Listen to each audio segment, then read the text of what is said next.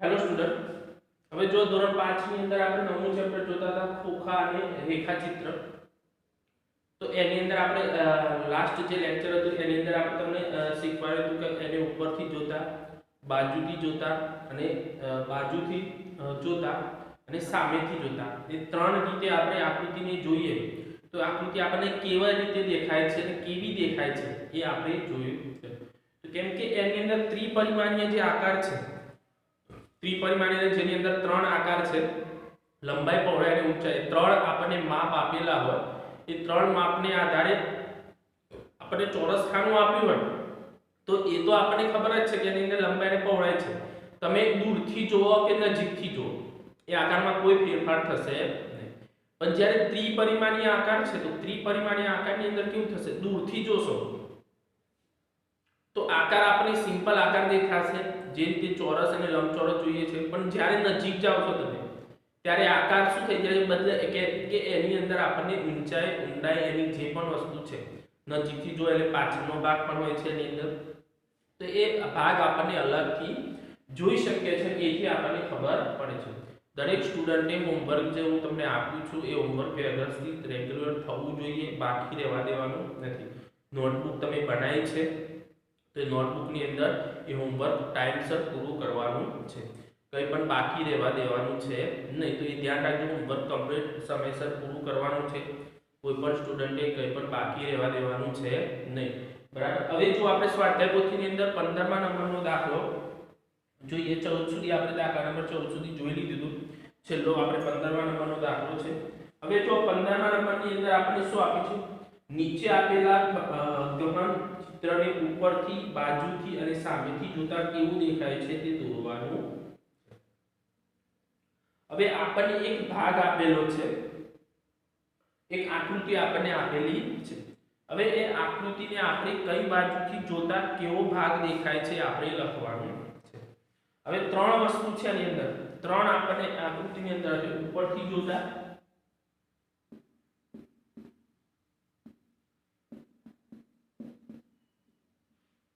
પછી બાજુએથી જોતા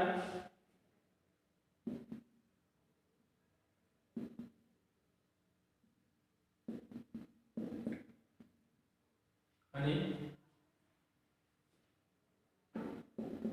સામેથી જોતા.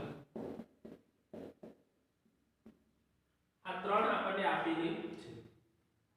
તો હવે જો આકૃતિને આપણે ઉપરથી જોવી છે તો આકૃતિને આપણે ઉપરથી જોઈશું તો આકાર કેવો દેખાશે, તો એ આકાર આપણને ખબર પડી જશે. તો આકારથી આપણે જો 1 2 3 4 5, 1 અને 2, તો ઉપરથી જોઈએ આકૃતિ તો આપણને આકૃતિ આવી દેખાશે.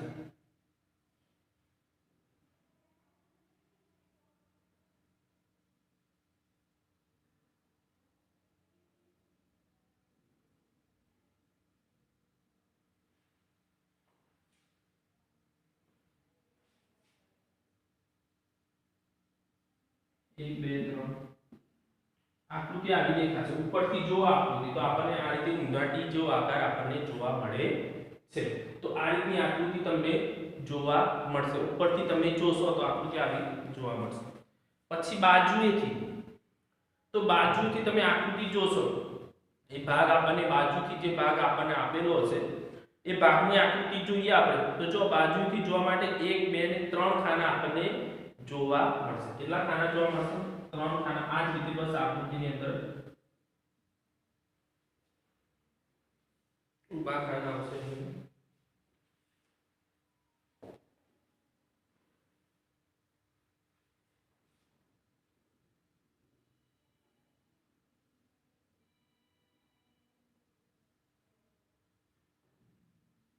બસ બાજુથી જોતા આપણને આકૃતિ આ રીતની જોવા મળે છે. એ આકૃતિ આપણે જોઈએ, તમે જોશો એટલે તમને તરત જ ખબર પડી જશે. અને સામેથી જોઈએ આપણે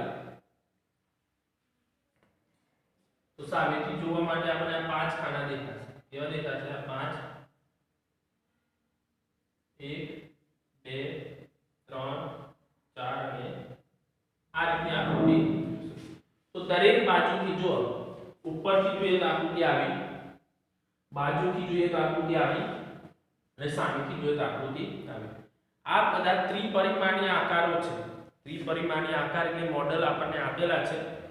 એ મોડલની અંદર આપણે આકૃતિ જોઈએ છે એટલે આપણે આકૃતિ આ રીતે જોઈશે. તો આપણને કોઈ પણ આકૃતિ આપી છે તો આકૃતિને જોતી વખતે ધ્યાન રાખવાનું એ આકૃતિ કેવી દેખાય છે, કેવી રીતે આપેલી છે.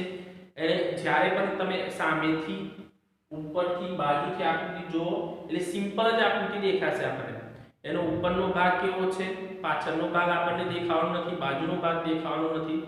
તો આપણને એ આકૃતિની અંદરથી અહીંયા દાખલા તરીકે આ આકૃતિ અહીંયાથી જોઈએ છે, આ ઉપરથી ભાગ અહીંયા આવશે, આ સામેથી આવશે, આ ઉપરથી આવશે, આ બાજુથી આવશે. તો જો અહીંયા આ ભાગ આ રીતે આપેલો છે પણ આપણને તો શું દેખાશે બાજુથી? 1 2 અને 3 સલંગ જ ખાના દેખાશે. આ આગળ થોડો ભાગ છે એવું દેખાશે. તમે આકૃતિને દૂરથી જોઈએ આપણે કે ભાગ આપણે આગળ છે એવું કંઈ દેખાશે નહીં. આપણને તો સળંગ જ 1 2 3 ભાગ આ બાજુથી જોઈ જો આપણે બાજુથી તો સળંગ જ 3. હવે આકૃતિની પાછળની બાજુ આ બધી રીતે આપેલું છે.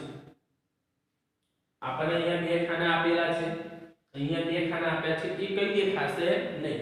આપણને તો એક આકૃતિ 3 ખાના આપણને એમ જ લાગે કે આ લંબચોરસ આકાર છે, પણ વાસ્તવમાં એની નજીકથી તમે જોશો તો તમને આકૃતિ આ રીતે જો નીચે 5 ખાના દેખાશે, અહીંયા 5 ખાના હશે પણ આપણને એ દેખાતા. પછી જો સામેથી જો તો સામેથી તો તમને કેવું લાગશે આકૃતિને કે આ 5 ખાના છે.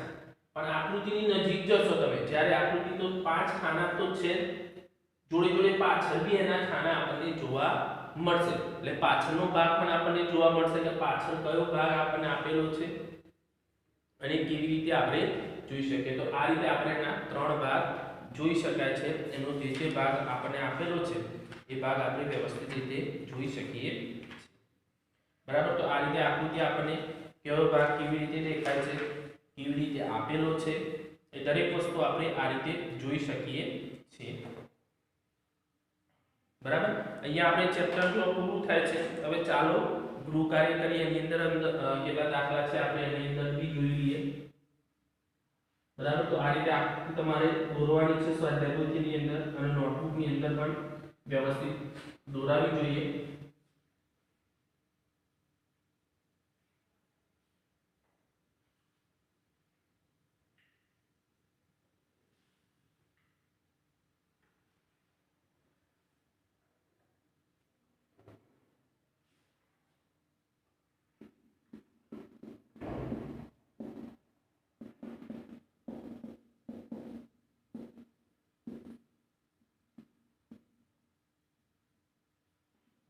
હવે જો ચાલો ગૃહ કાર્ય કરીએ. એની અંદર પહેલો આપણને આપી છે નીચે આપેલી ખુલ્લી જાળીને તેના ઘન ખોખામાં સાથે જોડો.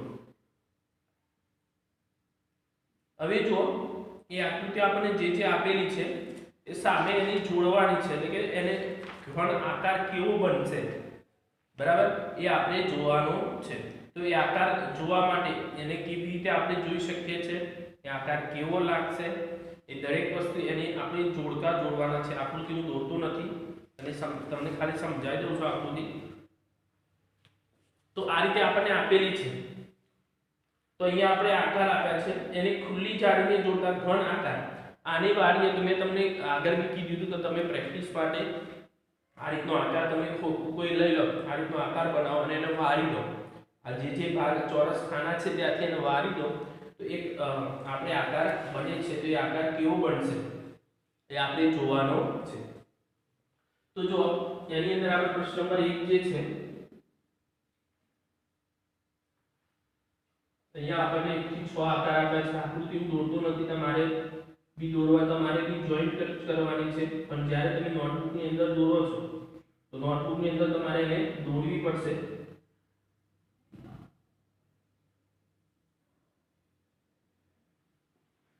તો એક જે છે પહેલા એને ચોરસ આપણે ખાના જોઈન્ટ કરી દઈએ છીએ તો આકાર કેવો બનશે? તો એ જે છે એ જ આકાર બનશે. એ જે સમઘન આકાર છે એ સમઘન આકાર જ આપણને જોવા મળે. પછી બીજો છે એ બીજો જો તળિયાનો ભાગ ચોરસ છે અને ઉપર આમ વાળી દો તમે, આ બધા ફરતા જે ત્રિકોણ આપેલા છે તમને એ ત્રિકોણ તમે આમ વાળી દો એટલે ઉપર એક જ બની જશે. આમ વાળી દો એટલે ઉપર અને નીચે આપણે તળિયું છે ચોરસ દેખાશે, એવું તો સી જે આકાર છે એ સી ની અંદર જે આકાર છે એ રીતનો આપણે આકાર જોઈ શકાય છે.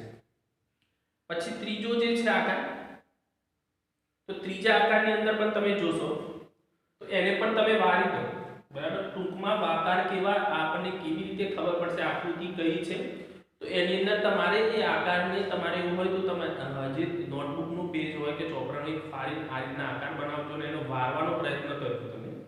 તો વારશો તો તમને તરત જ ખબર પડશે કે આકાર કેવો બને છે અને કેવી રીતે આપણે જોઈ શકીએ છીએ. તો એ જે આકાર છે ત્રીજો, તો ત્રીજાની અંદર આપણને જે એફ આકાર જે છે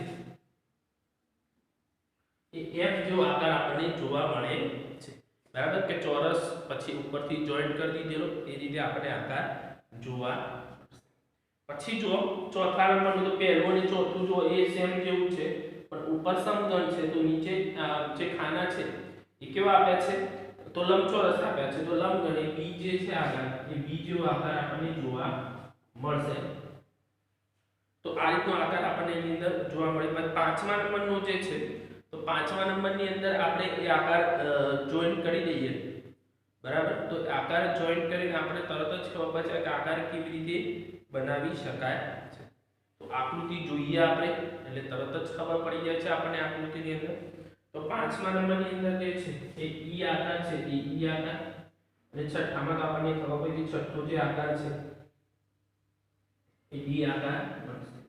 જો છઠ્ઠામાં તમે આકાર કેવો લાગે છે અને આકાર કેવો બને છે તેને જોઈન્ટ કરો તો જ આપણને ટૂંકમાં એને તમે પ્રયત્ન કરશો, જોશો તો જ તમને ખબર પડશે કે આકાર કેવી રીતે બને છે અને આકાર કેવી રીતે બનાવી શકાય છે, કે એ ભાગ આપણને આપ્યો છે એ ભાગને કેવી રીતે દોરી શકીએ છીએ અને કેવી રીતે આપણને આપેલો છે. તો આ રીતે આપણે એના જોડકા, એનો સાચો જવાબ આપણે લખવાનો છે. તો આ રીતે એનો સાચો જવાબ આવશે કે આકાર જોઈને આપણને તરત જ ખબર પડી કે એને આ રીતે આપણે દોરી શકીએ છીએ, આ રીતે આપણને ભાગ પણ આપેલો છે. પછી જો પ્રશ્ન નંબર 2, એની અંદર પણ આપણને એ જ રીતે આપેલું છે. તો અહીંયા શું કીધું છે કે નીચે આપેલી ખુલ્લી જાળી કયા ખોખાની છે તે શોધી તેની નીચેના ગોળ ખાનામાં ખરાનું ચિહ્ન કરવાનું.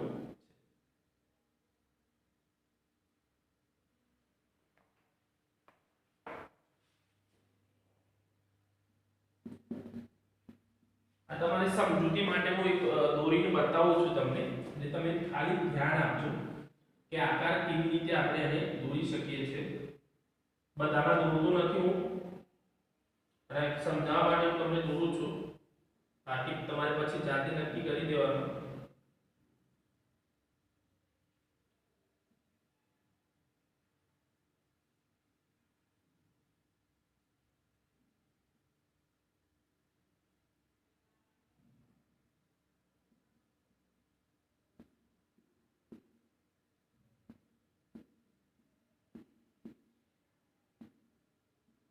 આ રીતે આપણે ટપકા આપેલા છે.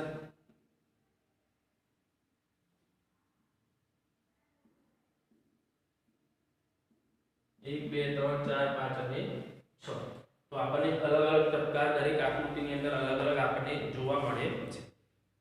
હવે જો એ આકારને આપણે અહીંયાથી મેં તમને કીધું એ રીતે કે તમે એક જાડું ટૂંકા જેવું હોય તો બરાબર, એને આ રીતે તમે આકાર લઈ લો, એને આ રીતે લાઈન કરી અને ત્યાંથી વારવાનો પ્રયત્ન તમે કરજો. જો આ આપણને 6 બાજુ છે, આને વારીને આપણે ખોખું બનાવવું છે, તો ઉપરનો ભાગ આમ બની જશે, નીચેનો ભાગ આમ બની જશે, સાઈડનો ભાગ આ રીતે આવી ગયો, આ એની સામેની બાજુ, આગળની બાજુ હશે, આ પાછળની બાજુ જશે અને આ એક બીજી સાઈડ બાજુ. હવે જો તો એની અંદર આપણે આકાર જોઈએ તો સામેની બાજુ જે છે આકાર, એ આકાર આપણને કેવો જોવા મળે છે અને આકાર કેવો છે એ પરથી આપણે તરત જ ઓળખી જઈએ કે ચલો આકારને આપણે આ રીતે જોઈ શકીએ છીએ, આ રીતે આપણને ભાગ આપેલો છે. તો એની અંદર જો તો આપણે આગળ જે ભાગ આપણને આપ્યો છે એને પાછળની બાજુ વાળીને આપણને આપેલો છે આકૃતિની અંદર. તો પહેલું જે છે એ પહેલું આપણને જે ખાનું છે એ ખાનું કયું દેખાશે અને કેવી રીતે ભાગ આપણને આપેલો છે એ આપણે જોવાનું છે. તો જો એની અંદર જે આકાર આપણને આપેલા છે, તો પહેલાની અંદર સી આકાર, એનો આકાર સાચો જવાબ એની અંદર આવશે. પછી બીજો જે છે એ બીજાની અંદર આપણે જોઈએ તો એની અંદર પણ આપણે ખાના દોરીને આપેલા છે, તો એ ખાનાની અંદર પણ આપણે એ આકાર એનો જોઈ શકીએ છીએ કે આકાર કેવો આપ્યો છે, કેવી રીતે આપણને આપેલો છે, તો એની અંદર પણ સી આકાર જ આપણે આવશે. ત્રીજાની અંદર જો તો ત્રીજાની અંદર જે આકાર આપણને આપેલો છે એની અંદર એનો સાચો જવાબ છે એ આવશે. અને ચોથાની અંદર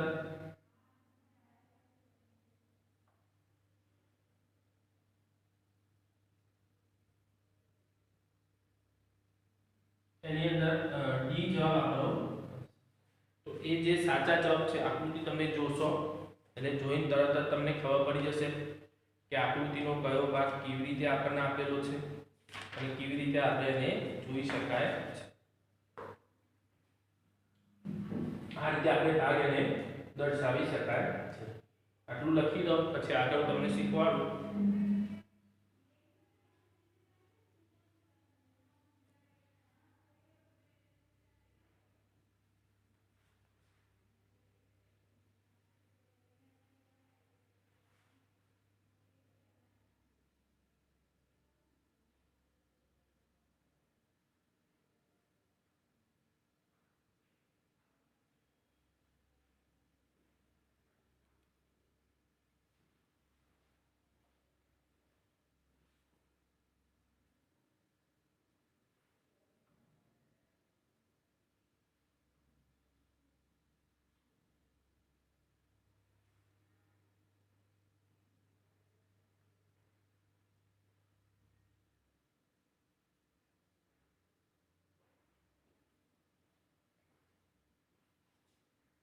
હવે જો જે આપણને ત્રીજા નંબરનો દાખલો આપેલો છે, ત્રીજા નંબરનો પ્રશ્ન છે, એની અંદર કીધું છે આપણને તમારા ઘરના ભોંયતળિયાનો નકશો બનાવો, તેમાં બારી બારણનો નિર્દેશ કરો અને તેનું ગહન ચિત્ર વાસ્તવિક ચિત્ર પર બે વસ્તુ આપણે દોરવાની છે કે આકારની અંદર આપણને આ રીતનો પણ આકાર દેખાવજો, વાસ્તવિક અને બંને વસ્તુ જે આપણને જો દાખલા નંબર આપણે 15 માં જોઈએ બરાબર કે એની આકૃતિ કેવી દેખાય છે, બસ સામેથી જોતા, બાજુથી જોતા અને પાછળથી જોતા, તો એની અંદર બી તમારે તમારા ઘરનો આકાર જે છે એ આકાર તમારે જાતે દોરવાનો છે અને જાતે એનો પ્રયત્ન કરવાનો છે કે આકાર કેવી રીતે આપણે જોઈ શકીએ છીએ અને કેવી રીતે આપણને આપેલો છે.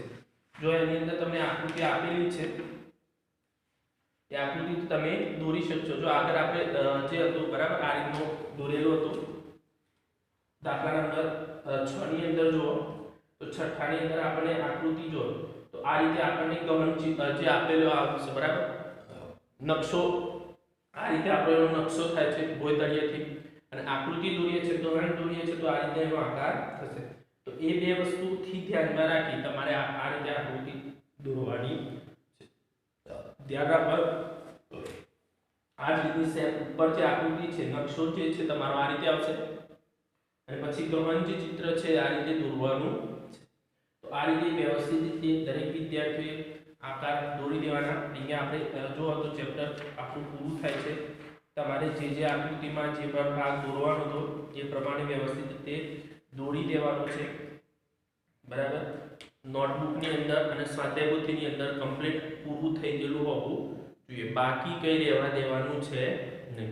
જે પણ આપણને આપેલું છે એ વ્યવસ્થિત રીતે પૂરું થઈ ગયેલું હોવું જોઈએ અને વ્યવસ્થિત રીતે મેં તમને કીધી રીતે આકૃતિ દોરતા હો ત્યારે સ્કેલનો, પેન્સિલનો આ દરેક વસ્તુનો ઉપયોગ કરી એ આકૃતિ દોરાવી જોઈએ. એની અંદર વ્યવસ્થિત આપણને આકાર લાગવો જોઈએ. તો આ રીતે દોરી તમારે જે છે બરાબર એ રીતે આપણે પૂરું કરી દેવાનું. દરેક વિદ્યાર્થી ઘરેથી હોમવર્કમાં બીજી એક વસ્તુ લખી લાવવાની છે તમારે 1 થી 20 સુધીના ઘડિયા લખવાના નોટબુકની અંદર. ધ્યાન રાખજો 1 થી 20 સુધીના હોમવર્કની અંદર ઘડિયા લખીને તૈયાર કરવાના છે. 1 થી 20 સુધીના ઘડિયા દરેક સ્ટુડન્ટને આવડવા જોઈએ બરાબર. ના આવડતા હોય, જે ઘડિયો ના આવડતો હોય તો 5 વખત લખી એને તૈયાર કરવાનો છે બરાબર. પણ એને કમ્પ્લીટ દરેક સ્ટુડન્ટને કમ્પ્લીટ આવડતું હોવું જોઈએ, બાકી કંઈ રહેવા દેવાનું છે નહીં. જેટલું પણ અહીંયા આપણે તમને કરાવીએ છે એ દરેક વસ્તુ વ્યવસ્થિત રીતે ટાઈમસર પૂરું કરવાનું છે, બાકી રહેવા દેવાનું છે નહીં. બરાબર, પૂરું હશે તો કમ્પ્લીટ પૂરું કરેલું હશે તો તમે, કેમ કે જો સમયસર પૂરું નહીં કરો તમે અને બાકી રહી જશે તો શું થશે, બાકી રોજ બાકી રહી જશે તો બાકી પછી વધારે થઈ જશે, પછી લખાશે નહીં. જ્યારે બી સ્કૂલ સ્ટાર્ટ થશે ત્યારે આપણે એ ચેક કરવાનું છે. સ્વાધ્યાયપોથી નોટબુક તમારી જે પણ આપણે બનાવ્યું છે ધ્યાન રાખજો, વ્યવસ્થિત રીતે જે પણ મેં તમને અહીંયા શીખવાડ્યું એ વિડીયો શાંતિથી તમારે જોવાનું, ઉતાવળ કરવાની છે નહીં. વ્યવસ્થિત રીતે તમારે વિડીયો જોઈ અને પછી જોવાનું કે કેવી રીતે આવે છે. બરાબર, એની અંદર ના ખબર પડે તો વિડીયો 2 વાર 3 વાર જોવાનો, પણ એને વ્યવસ્થિત રીતે તમારે તૈયારી કરવાની છે.